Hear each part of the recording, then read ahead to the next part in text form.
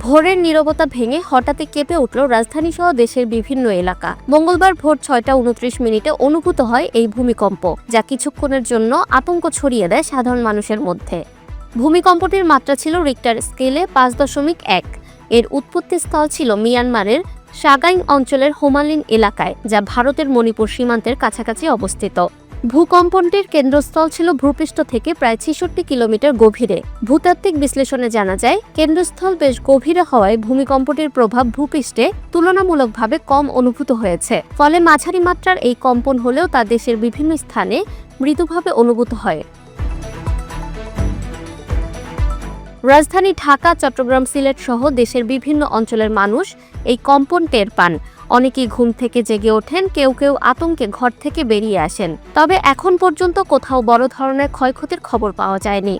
ভূমিকম্প প্রবণ অঞ্চলে বসবাসরত জনগণকে সতর্ক থাকার পরামর্শ দিয়েছেন বিশেষজ্ঞরা।